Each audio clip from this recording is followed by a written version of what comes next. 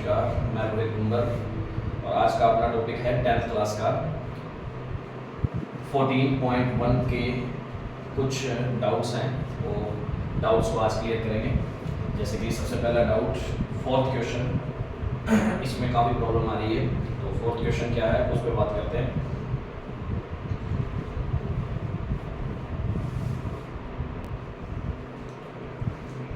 हाँ जी, हमारा fourth question है ये। और अपन ने कल माध्य निकालने की प्रत्यक्ष विधि या सरल विधि पढ़ ली थी। प्रत्यक्ष विधि या सरल विधि पढ़ ली थी, कैसे करते हैं उनमें हमने बता दिया था। आज अपने इसी क्वेश्चन को साथ में कल्पित विधि से भी करते हैं। और कल्पित विधि मैंने कहा था, एक कल्पित विधि होती है, एक पग विचलन और पद विचलन विधि होती है। तो अपने सरल विधि तो कल सीख ली थी, आज अपने कल्पित विधि से इस क्वेश्चन को करके दिखाते हैं और साथ में ये डाउट भी क्लियर करते हैं। तो ध्यान दें, अपने को ये कंडीशन दे रखी है, f की वैल्यूज दे रखी है अपने को। f की वैल्यूज क्या क्या दे रखी है वो भी देखते हैं। 2 4 3 8 7 4 2, इस तरीके से अपना क्वेश्चन दिया हुआ अपने को। अब ध्यान दें, अपना वही कंडीशन सबसे पहले तो चेक करो कि जहां हमारा वर्ग अंतराल खत्म हो रहा है वहां से अगला स्टार्ट हो रहा है कि नहीं हो रहा है। 68 से खत्म है, 68 से स्टार्ट है, 71 से खत्म, 71 पर स्टार्ट हो रहा है। तो इसका मतलब ये कौन सी बारंबारता सारणी है? सतत वर्गीकृत बारंबारता सारणी है। अब वही बात, इसके बाद होने के बाद क्या करना है? हम मध्यमान अपना x निकालते हैं। कई किताबों में और अपनी खुद की इस बुक में भी मध्यमान को वर्ग चिन्ह भी बोला गया है। मध्यमान को वर्ग चिन्ह भी बोल सकते हैं भाई, ये ध्यान रखें। वर्ग चिन्ह का सूत्र भी आ सकता है, उच्चतम सीमा प्लस निम्नतम सीमा बटे में 2 बोलते हैं। ठीक है, तो अपना x का मान अपने कैसे निकालते हैं? 65 और 68 को जोड़ा, 65 और 68 को जोड़ा, कितना? 133। 133 में 2 का भाग दिया, कितना आ गया? 66.5। 66.5। अब देखो अंतर कितना कितना का है? 3 का, तो 3 इसमें जोड़ते रहेंगे। 66 में 3 जोड़े 69, 69 में 3 जोड़े 72, 72 में 3 जोड़े 75, 75 में 3 जोड़े 78, 78 में 3 जोड़े 81, 81 में 3 जोड़े 84, 84.5, 83 और 86 के बीच में आता है। इसका मतलब हमारा x के मान सही चल रहा है। अब बात करते हैं, हमें कल्पित विधि से करना है इसको। अब कल्पित विधि क्या होती है? कल्पित विधि के लिए मैं आपको एक छोटा सा बेसिक सा फॉर्मूला बताता हूँ। कल्पित विधि में क्या होता है कि हमें एक कल्पित माध्य अपने आप ढूंढना होता है, जिसको हम a से लिखेंगे। ठीक है, कल्पित माध्य। कल्पित माध्य का मतलब है कोई भी कल्पना करके अपनी मर्जी से अपने एक माध्य को ढूंढेंगे। अब वो ध्यान रखना है कि कल्पित माध्य आएगा कहां से। वैसे तो x के कोई भी मान लिया जा सकता है इसकी जगह पर, क्योंकि कल्पना ही करनी है, कोई भी लिया जा सकता है। पर हमारी कैलकुलेशन जिससे इजी हो जाए वो कौन सी वैल्यू हम लेना पसंद करते हैं? जो सबसे बीच वाली वैल्यू है। जैसे कि 3 ऊपर छोड़े 3 नीचे छोड़े, सबसे बीच में कौन है? 75.5 है। तो हमारा कल्पित माध्य क्या होगा? 75.5। इसकी सहायता से अपने को क्या करना होगा? माध्य ज्ञात करना होगा। तो कल्पित माध्य की सहायता से माध्य ज्ञात करने का जो सूत्र होता है वो होता है हमारा माध्य बराबर a plus sigma F D बटे में सिग्मा एफ। ये हमारा सूत्र होता है। अब यहाँ बात आती है कि नई चीज आ गई a तो मैंने बता ही दिया, a क्या होता है? कल्पित माध्य होता है। अब बात आती है d क्या होता है जी? d का जो फॉर्मूला होता है वो x माइनस a होता है। क्या होता है? x minus a। तो इसका मतलब पहले d के लिए भी कुछ करना पड़ेगा, तो d बराबर x माइनस a बोलो। अब x के मानों में से क्या घटाना है? a का मान घटाते हैं। तो x के मानों में से a का मान, तो x का मान पहला कितना है? 66.5, और उसमें से a का मान कितना? 75.5 घटाते हैं। तो कितना रह जाएगा जी? कितना रह जाएगा? 75.5 और 66.5 कितना रह गया? 9 रह गया, 66.975 होते हैं, तो ये आ गया माइनस का 9, क्योंकि इसमें से x के मानों में से a का मान घटाना है, x के मान में से a का मान घटाया तो कितना आ गया माइनस का 9, क्योंकि छोटी संख्या पहले बाद में बड़ी संख्या है, तो माइनस का 9 आएगा, क्योंकि छोटी में से बड़ी संख्या घटाई नहीं जा सकती।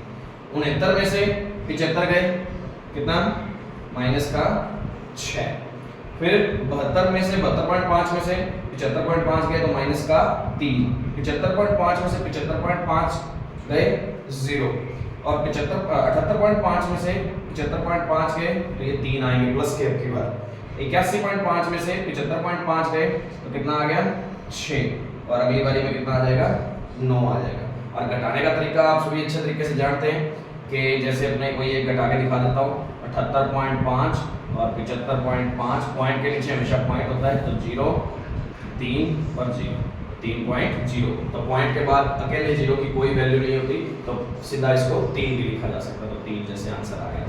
ठीक है, तो इस तरीके से आप इसको याद कर सकते हैं। अब d का मान आ गया, अब सूत्र और क्या बोलता है कि f और d, तो इसका मतलब एक बॉक्स किसका और बनेगा f d का, f d, तो f और d का मीन क्या है, f और d के मानों का क्या करना है, हमें गुना करना है, तो 2 और 9 का गुना कितना माइनस का 18 आ गया जी, फिर 4 6 24। जल्दबाजी में गलती फिर हो जाती है कि अपने x के मानों को d से गुणा करके बैठ जाते हैं, तो ये गलती ना हो जल्दबाजी में, f के मानों का गुना किससे करना है, 3 से गुना करना है, ध्यान रखना। तो 3 3 9, 8 का 0 से 0, 7 3 21, 4 6 24 और 2 9 18, कोई प्रॉब्लम। अब देखो fd के मान निकल गए, अब fd का क्या करना है हमें, सिग्मा, तो fd का सिग्मा हम निकालेंगे, सिग्मा fd बराबर, अब देखो माइनस की अलग संख्या है, प्लस की अलग संख्या है, तो माइनस की संख्याओं को अलग से जोड़ लो, प्लस की संख्याओं को अलग से जोड़ लो, क्योंकि माइनस माइनस भी एक बार तो प्लस ही होगा। तो यहाँ कितना हो जाएगा 18 और 24, 8 और 4 2 12, 12 और 9 21, 21 और 2 हांसिल, और 2 हांसिल और 1 3, 3 और 2 5, तो ये माइनस के कितने आ गए 5। यदि माइनस और माइनस को जब भी जोड़ा जाता है, माइनस और माइनस की संख्याओं को कभी भी जोड़ा जाता है, तो निशान हमेशा बड़ी संख्या का ही आता है, हमेशा। कभी भी जोड़ घटाव कर रहे हैं ना किसी भी दो संख्याओं का, तो जिस बड़ी संख्या का जो निशान होगा उसी निशान को लिखा जाता होगा हमेशा। ठीक है, तो ये माइनस के कितने हो गए 51, तो ये कितना हो गया जी 4 1 5, 5 और 8 13, 1 हांसिल, 1 और 3, 3 और 3 6, तो ये प्लस के कितने आ गए जी 63, तो प्लस के 63 और माइनस के 51। अब ध्यान देना इसके आगे बड़ी राशि हमारी 63 है और इन दोनों को आपस में जोड़ना है, तो जोड़ना है मतलब प्लस का 63 है माइनस के 51 है, तो निशान हमेशा किसका आंसर में आएगा बड़ी राशि के आगे वाला। बड़ी राशि के आगे कोई भी निशान नहीं है तो वो कौन सा निशान होता है, प्लस का निशान होता है। तो अब देखें 63 में से 51 गए, कितने रह गए 63 में से 51 गए 12 रह गए या 13 रह गए, कितने रह गए 12 रह गए, कितने 12। समझ आ रही है बात। तो ये सिग्मा एफ डी की वैल्यू आ गई, तो सिग्मा एफ डी की वैल्यू आ गई। यहाँ ए का मान हमें पता लग गया था, हमने रखा क्वेश्चन के अंदर फॉर्मूले के अंदर पुट किया 75.5 और सिग्मा एफ डी बटे में सिग्मा एफ, तो 12 बटे में सिग्मा एफ रह गया, ये भी निकालना। तो सिग्मा एफ का मतलब एफ के मानों का योग कितना है 6 और 3 9, 8 17, 17 और 7 24, 24 और 6 30, तो ये बटे में 30 आ गया। तो इसकी कैलकुलेशन कैसे करेंगे, कैलकुलेशन करने का तरीका होता है 75.5 प्लस, अब ये कितना हो गया 12 में 30 का भाग दिया तो 0 पॉइंट कितना आएगा। अब मैंने कहा था एक बार 0 को छोड़ दो, 12 में 3 का भाग दे देते हैं तो कितना आ जाता है 4। अब एक 0 पड़ी थी नीचे, मतलब 10 पड़ा है नीचे, 10 पड़ा है तो एक अंक छोड़ के क्या लगा सकते हैं, पॉइंट लगा सकते हैं। तो कितना हो गया जी, अब इसको जोड़ेंगे तो अब जल्दबाजी में जोड़ने का तरीका गलत ना हो जाए, तो 75.5 में 0.4 पॉइंट के नीचे पॉइंट लगाया जाता होता है, तो ये हो गया 9 और 75.9 आ जाएगा आंसर हमारा। तो ये हमारा क्या है, कल्पित विधि से माध्य ज्ञात करने का तरीका है। तो ऐसा क्वेश्चन पहली बात तो पेपर में जब भी होगा तो लिखा मिलेगा कि कल्पित विधि से माध्य ज्ञात करें, और नहीं लिखा हुआ तो अपने सरल विधि भी कर सकते हैं पेपर में और कल्पित विधि भी कर सकते हैं, हमें कोई प्रॉब्लम नहीं होगी। सभी से नंबर अपने को अच्छे तरीके से मिल जाएंगे। इसको नोट करना है तो अच्छे तरीके से करें।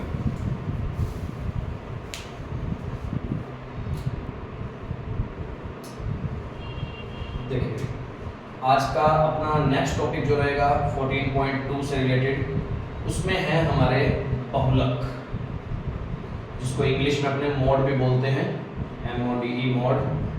तो बहुलक नाम से ही पता लग रहा है बहुत बार आने वाला बहुलक, ठीक है। तो आज अपने बहुलक के बारे में पढ़ेंगे, और बहुलक के वही सेम 3 तरीके जैसे माध्य में अपनों ने 3 तरीके सीखे थे। तो सबसे पहले क्या दिया हो, जब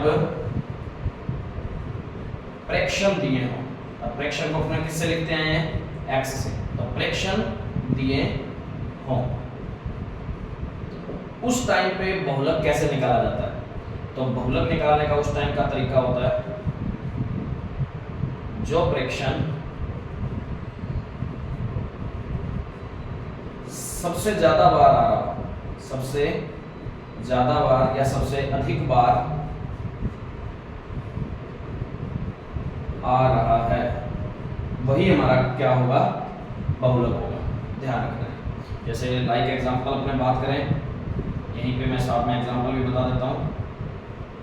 1 2 2 3 4 5 5 7 3 2 1 3 3 4 5, इस तरीके से अपने पास कोई क्वेश्चन है दे दिया, और वो कहेगा कि बहुलक ज्ञात करें। तो बहुलक कैसे ज्ञात करते हैं, इस टाइम में अपने को पता है कि ऐसे सीधा डायरेक्ट कोई नंबर दिए हुए हैं, तो वो कौन सी कंडीशन होती है, हमारी प्रेक्षण वाली कंडीशन होती है। प्रेक्षणों को हम शॉर्ट में क्या किससे लिखते हैं, x से लिखते हैं।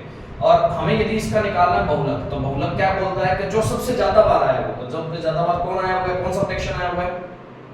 तो देखते हैं अपने 3 1 बार, 2 बार, 3 बार, 4 बार, और मान लो कि 2 1 2 3 बार 2 आया हुआ है, और 5 भी कितनी बार आया हुआ है, 3 बार आया हुआ है। तो इसका मतलब सबसे ज्यादा बार कौन आया हुआ है, 3 आया हुआ है। तो अपना बहुलक क्या लिखेंगे, अपने लिख देंगे यहाँ 3 सबसे अधिक बार आया है, अतः बहुलक 3, हमारा बहुलक क्या होगा, 3 होगा, यदि कभी प्रेक्षण दिए हो तो ये भी प्रेक्षण वाला सवाल भी कोई प्रॉब्लम नहीं है, अपने 9th क्लास में करके आए हुए हैं। अपने को तो यहाँ 10th क्लास में ज्यादातर अपने जो 10th क्लास में दिए हुए हैं 14.2 में जो क्वेश्चन दिए हैं, वो क्वेश्चन अपने वर्ग अंतरालों पे डिपेंड होंगे। तो एक बार एक तरीका ये हो गया, इसके जैसा कोई क्वेश्चन आता तो वो ऐसे कर सकते हैं। दूसरा तरीका, जब प्रेक्षण x व बारंबारता f दी हो, मतलब क्वेश्चन के अंदर क्या क्या दिया हो, मेरे को प्रेक्षण दिए हो, x का मान दिया हो और f का मान दिया हो, तो तब बहुलक कैसे निकालेंगे।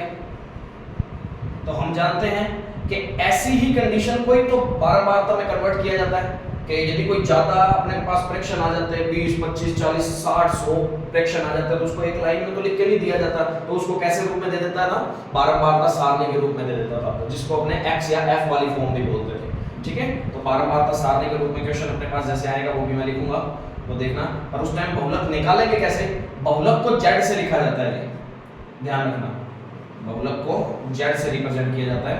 तो बहुलक कैसे निकालेंगे, सबसे अधिक बारंबारता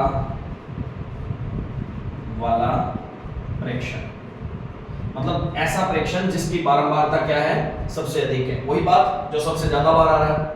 और यहाँ अपने बारंबारता सारणी में अपने को पता लग जाता है कि ये कितनी बार आ रहा है, ये कितनी बार आ रहा है। कल मैंने बताया था कि बारंबारता सारणी में इस तरीके से पता लगता है कि ये प्रेक्षण इतनी बार आया, ये प्रेक्षण इतनी बार आया। ठीक है, तो वही सेम बात है, इसी को थोड़ा सा अलग रूप में थोड़ा सा क्या कह दिया कि सबसे अधिक बारंबारता वाला प्रेक्षण। तो कहने का मतलब जिसकी बारंबारता सबसे ज्यादा होगी वो वाला प्रेक्षण क्या होगा, हमारा बहुलक होगा। जैसे कि एग्जांपल के तौर पे अपने बात कर लेते हैं कि हमारे पास क्वेश्चन कैसा आएगा।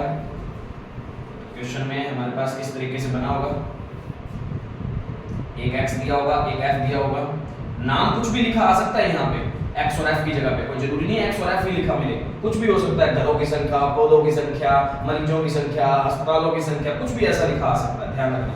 तो मान लो 1 2 3 4 5 ऐसे फ्रैक्शन थे हमारे पास, x के मान ये हैं, ये 10, ये 12, ये 3, ये 2, ये 15। तो सबसे ज्यादा बार कौन आ रहा है जी हमारा? सबसे ज्यादा बारंबारता किसकी है? 15 है, किसकी है? 5 की है। तो 5 कितनी बार आ रहा है? 15 बार। 4 कितनी बार? 2 बार। 3 कितनी बार? 3 बार। 2 कितनी बार? 12 बार। 1 कितनी बार? 10 बार। वैसे ही काफी सारे होने के बाद क्या कर दिया जाता है, उसको सारणी में बना के शॉर्ट में लिख दिया जाता है, तो इसलिए इसको बोलते हैं बारंबारता सारणी।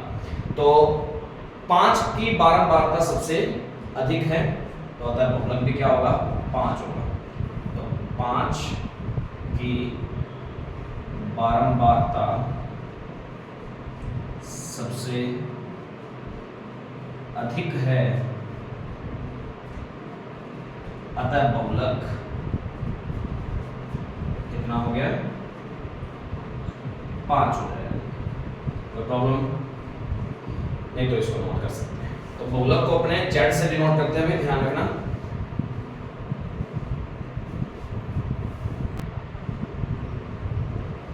अब अपना तीसरा तरीका जो अपने 10th क्लास से रिलेटेड है, ये तो तुमने 9th क्लास में भी पढ़े होंगे ये दोनों तरीके। अपना जो दूसरा तरीका है, तीसरा तरीका, वो किसका है? जब वर्ग व बारंबारता एफ डी, जब क्या क्या दिया हो? वर्ग दिया हो और बारंबारता दी हो, तब उस क्वेश्चन को कैसे करेंगे? तो अपने पास उस टाइम बहुलक निकालने का एक छोटा सा सूत्र होता है, बहुलक z बराबर L plus F1 minus F0 over में 2F1 माइनस में F0 माइनस में F2 इनटू में H।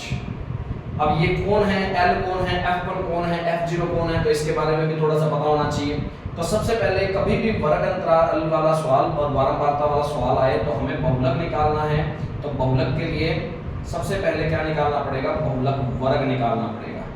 ऐसा वर्ग चुनना पड़ेगा, कैसे चुनेंगे उसको भी बताएंगे। तो ऐसा वर्ग चुनना पड़ेगा जिसके अंदर से हमारा बहुलक का आंसर आएगा।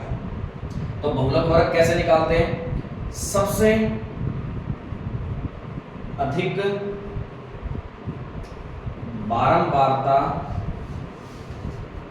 के सामने, या के संगत भी बोल सकते हैं अपने, के सामने वाला वर्ग, के संगत भी बोला जा सकता है वैसे, ठीक है, पर अपने नॉर्मली अपनी भाषा में बात करें तो ज्यादा इजी समझ आएगा।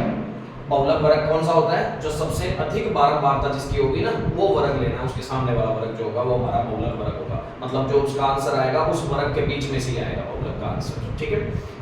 अब बात करते हैं अपने एल। एल कौन है जी? एल लोअर लिमिट बोलते हैं वैसे तो इसको। लोअर लिमिट किसकी? बहुलक वर्ग की। तो बहुलक वर्ग की निम्न सीमा, छोटी लिमिट, कल अपने ने बात बताई थी निम्नतम सीमा और उच्चतम सीमा, तो उसकी कौन सी सीमा लेनी है अपने को? बहुलक वर्ग की निम्न सीमा लेनी है। अब बात आती है F1 कौन है, F0 कौन है, F2 कौन है। तो इन पे बात करते हैं। F मतलब फ्रीक्वेंसी, मतलब आंसर बारंबारताओं में से होगा। तो फ्रीक्वेंसी F1 कौन सी होगी? बहुलक वर्ग की बारंबारता, बहुलक वर्ग की बारंबारता। F0 1 से पहले 0 आता है, तो बहुलक वर्ग से ठीक ऊपर वाली बारंबारता, या ऊपर वाले वर्ग की बारंबारता भी बोल सकते हैं। ऊपर वाला, जस्ट ऊपर वाला जो उसका होगा वो वाली वर्ग की अपने क्या लेंगे? बारंबारता लेंगे। F2 2 किसके बाद आता है? 1 के बाद आता है, तो बहुलक वर्ग के ठीक नीचे वाली बारंबारता। अब बात आती है, रह कौन गया? H। H होता है जी वर्ग अंतराल।